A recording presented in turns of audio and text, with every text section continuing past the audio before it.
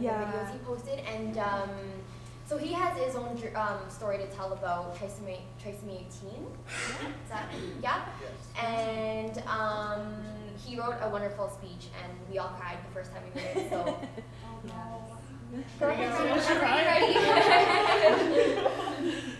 We're very happy to have Brandon here to share this story. It's wonderful. So, it was wonderful. Yeah. So whenever you're ready. Okay. I hope you're enjoying the conference. Every room and everyone in this room has a story to tell, and today I'd like to share my story with you. I have a genetic disorder called Mosaic Trisomy 18. 70% of my cells have an extra chromosome. The bad news is that trisomy 18 is called incompatible with life. When I was diagnosed, my doctor told my mom that 90% of kids who have this die before they are a year old. The doctor also said that I might be able to walk or talk, that I might have heart problems and lung problems and a lot of other things. Well, as you can see, they were wrong. When many doctors find out that a child is born with trisomy 18, they will not give the medical help they need. They feel this would be called extreme measures because they shouldn't have been born in the first place, and they leave the baby to die. Imagine if that were you or your brother or sister.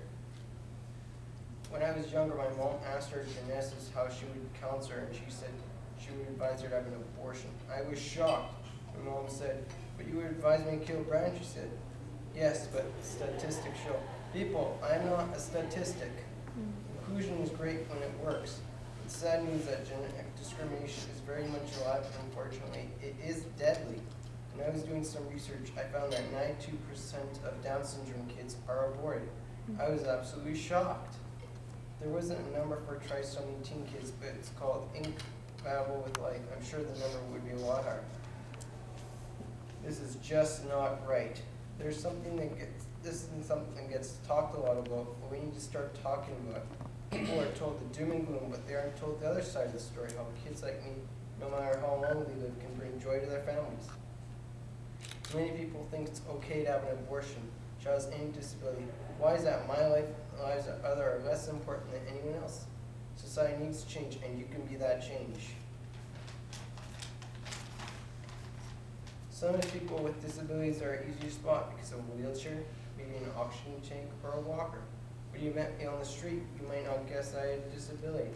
There are many things that I enjoy, like history, reading, acting. But there are some things that are very hard for me, like learning new things, understanding if there's too many instructions. Because of these things, I'm different than other kids, and unfortunately, different a lot of times means being bullied.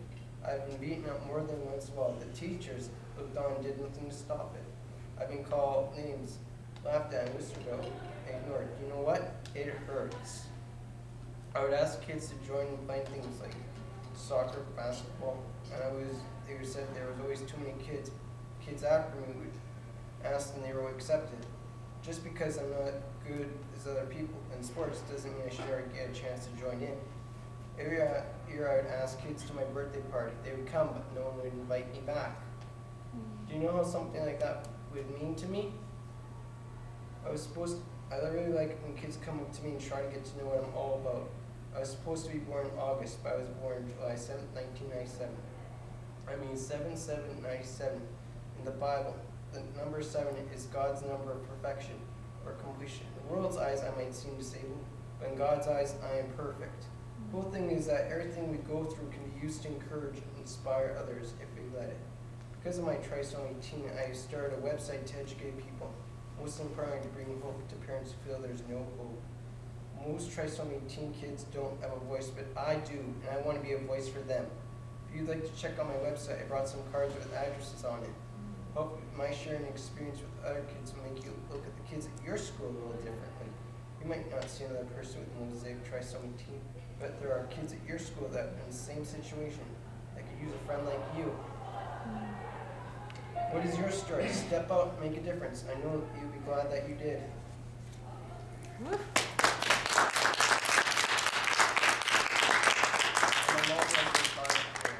Yeah, we should get those cards. Thank you, Brandon. That was amazing. Are you crying? No, I was just bad. I know, because I know what trisomy 18 is. I just finished like chromosomes and like biology, because I really love biology. So I was like actually researching all this like chromosomal disorders. Oh, okay. So I'm like really interested in it. Like I was like, wow, I've never met someone like this before. So I'm like really interested. So Wonderful. that's so sad. I can't believe people would beat you up. Like I'm so sorry. Well, I have more information on my website. Yeah, I will go there. Oh, yeah, that's amazing. Definitely. Well, we'll get you a card. Okay. Awesome. And do we open it up to? Yeah, absolutely.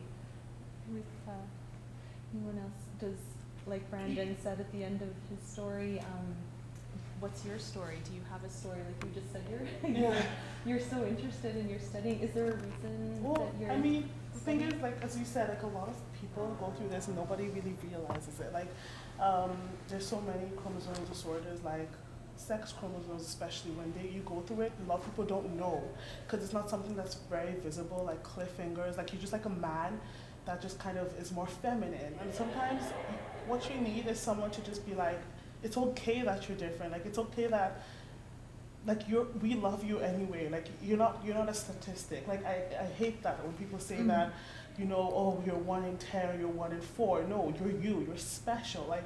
Like that 7 thing. Like oh my God, because I'm a Christian as well. Like I just love that so much, and I was just like so inspired because, you know what, nobody cares if you have an extra chromosome or less of less chromosome, or you have the perfect number of chromosomes. That doesn't define who we are. It's never defined who we are. Like nobody can, even when they clone sheep, they can never get the same personality as that of the sheep, because what makes us us isn't our physical or our biological clock. It's who we are in our brain. It's what we stand for. It's everything that we believe in, what we say, and like, yeah, that's why I love this so much. Can I talk? Yes. Okay. I didn't know if there was like a raising hand thing or something. So my mom is a pastor, and I grew up going to camp for adults with disabilities, and she would preach to them, and it was like a week-long camp in the summer, so we would just be doing ministry with them.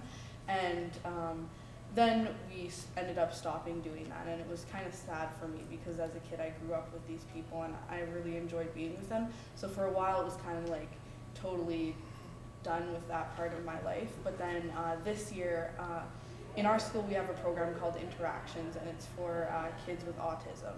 And so I got picked. My leadership teacher was like, I think you should help out with this group. And I was like, had no idea what I was getting into, but now I go like during the week and I eat lunch with them and I help them with their schoolwork.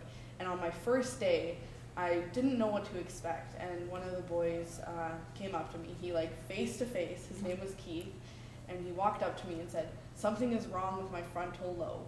And like that just like, and then he went on for about half an hour explaining what autism was to me, and I was amazed, and it's really inspiring, and yeah.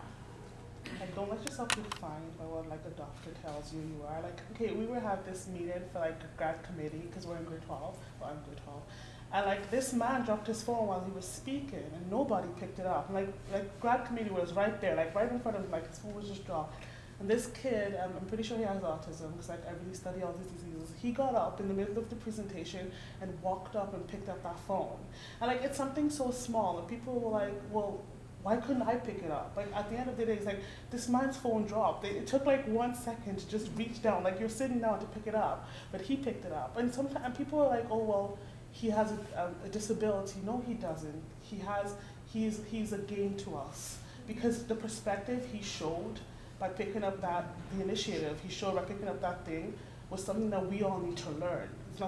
It's something he already got. So we should be like, what can I do to improve myself? Because he did something that none of us thought to do. And I was like, awestruck. And I'm really interested in like deaf. And so like I wanted to like learn sign language and all this stuff. And someone's like, the second your child is born, the first thing they tell you is that your child failed the hearing test. And she's like, that's not something you want to hear. It's not like hearing loss. It's a deaf gain because it's a different perspective on life.